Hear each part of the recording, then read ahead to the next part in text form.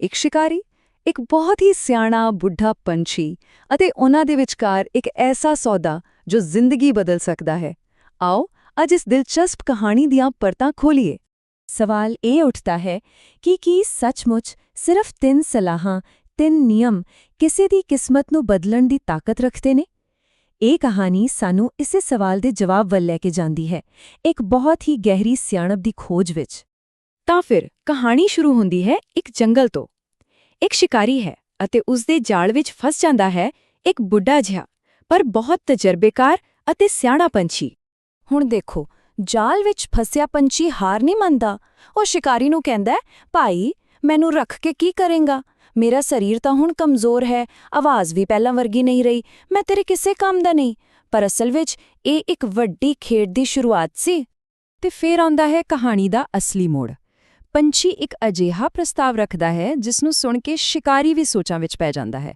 ਉਹ ਕਹਿੰਦਾ ਹੈ, ਮੈਨੂੰ ਆਜ਼ਾਦ ਕਰ ਦੇ ਅਤੇ ਬਦਲੇ ਵਿੱਚ ਮੈਂ ਤੈਨੂੰ ਜ਼ਿੰਦਗੀ ਦੇ 3 ਅਜਿਹੇ ਸੁਨਹਿਰੀ ਨਿਯਮ ਦੱਸਾਂਗਾ ਜੋ ਤੇਰੀ ਕਿਸਮਤ ਬਦਲ ਦੇਣਗੇ। ਪੰਛੀ ਬਹੁਤ ਚਲਾਕ ਸੀ। ਉਸਨੇ ਸੌਦਾ ਵੀ ਬੜੇ ਕਮਾਲ ਦੇ ਢੰਗ ਨਾਲ ਪੇਸ਼ ਕੀਤਾ। ਉਹ ਕਹਿੰਦਾ, ਦੇਖ, ਪਹਿਲਾ ਨਿਯਮ ਮੈਂ ਤੈਨੂੰ ਤੇਰੇ ਹੱਥ ਵਿੱਚ ਬੈਠ ਕੇ ਹੀ ਦੱਸਾਂਗਾ। ਜੇ ਤੈਨੂੰ ਲੱਗੇ ਕਿ ਗੱਲ 'ਚ ਦਮ ਹੈ ਤਾਂ ਮੈਨੂੰ ਛੱਡੀ। ਦੂਜਾ ਟਾਹਣੀ ਤੋਂ ਤੇ ਤੀਜਾ ਖੁੱਲ੍ਹੇ ਅਸਮਾਨ ਤੋਂ। ਇਸ ਨਾਲ ਸ਼ਿਕਾਰੀ ਨੂੰ ਲੱਗਾ ਕਿ ਇਸ ਸੌਦੇ 'ਚ ਤਾਂ ਕੋਈ ਘਾਟਾ ਹੈ ਹੀ ਨਹੀਂ, ਫਾਇਦਾ ਹੀ ਫਾਇਦਾ ਹੈ। ਸ਼ਿਕਾਰੀ ਨੂੰ ਗੱਲ ਜੱਚ ਗਈ ਤੇ ਉਹ ਸੌਦੇ ਲਈ ਮੰਨ ਗਿਆ। ਤਾਂ ਫਿਰ ਪੰਛੀ ਨੇ ਸ਼ਿਕਾਰੀ ਦੇ ਹੱਥਾਂ ਵਿੱਚ ਬੈਠੇ-ਬੈਠੇ ਹੀ ਆਪਣਾ ਪਹਿਲਾ ਰਾਜ਼ ਖੋਲ੍ਹਣਾ ਸ਼ੁਰੂ ਕੀਤਾ। ਤੇ ਪਹਿਲਾ ਨਿਯਮ ਸੁਣਨ 'ਚ ਬੜਾ ਸੌਖਾ ਪਰ ਅਸਲ 'ਚ ਬਹੁਤ ਗਹਿਰਾ ਸੀ। ਪੰਛੀ ਨੇ ਕਿਹਾ, ਕਦੇ ਵੀ ਉਸ ਗੱਲ ਤੇ ਪਛਤਾਵਾ ਨਾ ਕਰ ਜੋ ਤੇਰੇ ਹੱਥੋਂ ਨਿਕਲ ਗਈ ਹੋਵੇ। ਜੋ ਬੀਤ ਗਿਆ ਉਸ ਨੂੰ ਭੁੱਲ ਜਾ, ਕਿਉਂਕਿ ਅਸਲੀ ਖੁਸ਼ੀ ਤੇ ਸ਼ਾਂਤੀ ਤਾਂ ਅੱਜ ਵਿੱਚ ਹੈ, ਕੱਲ ਦੇ ਬੋਝ ਵਿੱਚ ਨਹੀਂ। ਇਹ ਗੱਲ ਸਿੱਧੀ ਸ਼ਿਕਾਰੀ ਦੇ ਦਿਲ ਤੇ ਲੱਗੀ। ਉਸ ਨੂੰ ਅਹਿਸਾਸ ਹੋਇਆ ਕਿ ਇਸ ਇੱਕ ਨਿਯਮ ਵਿੱਚ ਕਿੰਨੀ ਵੱਡੀ ਸੱਚਾਈ ਛੁਪੀ ਹੋਈ ਹੈ। ਉਸ ਨੂੰ ਸੌਦਾ ਕੀਮਤੀ ਲੱਗਾ ਤੇ ਉਸਨੇ ਆਪਣਾ ਵਾਅਦਾ ਨਿਭਾਉਂਦੇ ਹੋਏ ਪੰਛੀ ਨੂੰ ਆਜ਼ਾਦ ਕਰ ਦਿੱਤਾ। ਪੰਛੀ ਹੁਣ ਆਜ਼ਾਦ ਸੀ। ਉਹ ਉੱਡ ਕੇ ਸਾਹਮਣੇ ਇੱਕ ਦਰਖਤ ਦੀ ਟਾਹਣੀ ਤੇ ਜਾ ਬੈਠਾ। ਹੁਣ ਵਾਰੀ ਸੀ ਦੂਜੇ ਨਿਯਮ ਦੀ, ਅਤੇ ਸ਼ਾਇਦ ਇਹ ਨਿਯਮ ਪਹਿਲੇ ਤੋਂ ਵੀ ਜ਼ਿਆਦਾ ਜ਼ਰੂਰੀ ਸੀ। ਤੇ ਪੰਛੀ ਨੇ ਦੂਜਾ ਨਿਯਮ ਦੱਸਿਆ, ਕਦੇ ਵੀ ਕਿਸੇ ਅਜਿਹੀ ਗੱਲ ਤੇ ਯਕੀਨ ਨਾ ਕਰੀ ਜੋ ਤਰਕ ਤੋਂ ਪਰੇ ਹੋਵੇ। ਯਾਨੀ ਕਿ ਜਿਹੜੀ ਗੱਲ ਅਸੰਭਵ ਲੱਗੇ ਉਸ ਨੂੰ ਸੱਚ ਨਾ ਮੰਨੀ, ਕਿਉਂਕਿ ਜੋ ਬਿਨਾਂ ਸੋਚੇ ਸਮਝੇ ਵਿਸ਼ਵਾਸ ਕਰਦੇ ਨੇ ਉਹ ਅਕਸਰ ਭਟਕ ਜਾਂਦੇ ਨੇ।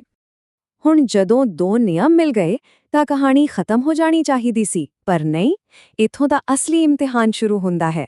ਪੰਛੀ ਨੇ ਉੱਡਣ ਤੋਂ ਪਹਿਲਾਂ ਇੱਕ ਅਜਿਹੀ ਗੱਲ ਕਹੀ ਜੋ ਅਸਲ 'ਚ ਸ਼ਿਕਾਰੀ ਲਈ ਇੱਕ ਪਰੀਖਿਆ ਸੀ। ਪੰਛੀ ਨੇ ਉੱਚੀ ਆਵਾਜ਼ 'ਚ ਕਿਹਾ, ਓ ਮੂਰਖ, ਤੂੰ ਤਾਂ ਬਹੁਤ ਵੱਡੀ ਗਲਤੀ ਕਰ ਦਿੱਤੀ। ਮੇਰੇ ਅੰਦਰ 2 ਬੇਸ਼ਕੀਮਤੀ ਹੀਰੇ ਸਨ। ਜੇ ਤੂੰ ਮੈਨੂੰ ਨਾ ਛੱਡਦਾ ਤਾਂ ਅੱਜ ਤੂੰ ਅਰਬਪਤੀ ਹੁੰਦਾ।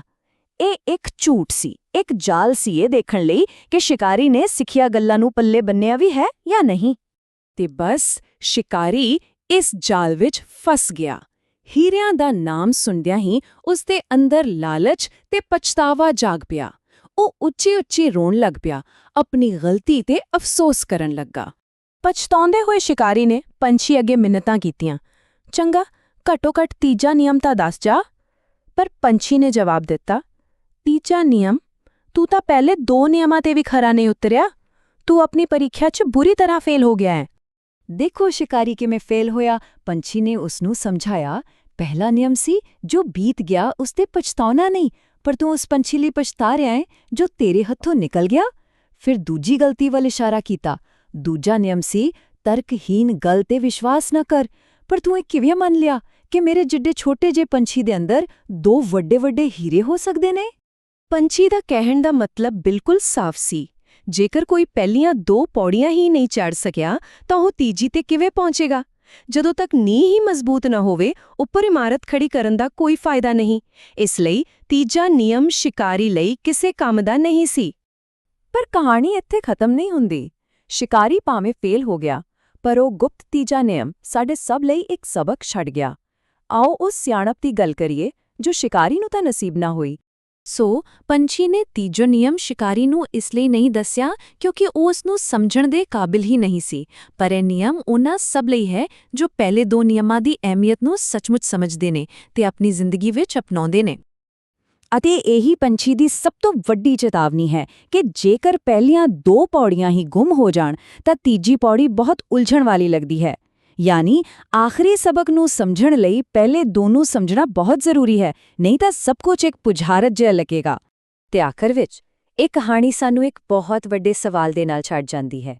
ਇਹ ਸੋਚਣ ਤੇ ਮਜਬੂਰ ਕਰਦੀ ਹੈ ਕਿ ਤੀਜਾ ਨਿਯਮ ਅਸਲ ਵਿੱਚ ਕੋਈ ਕਹੀ ਹੋਈ ਗੱਲ ਨਹੀਂ, ਬਲਕਿ ਇੱਕ ਅਹਿਸਾਸ ਹੈ, ਇੱਕ ਵਿਚਾਰ ਹੈ।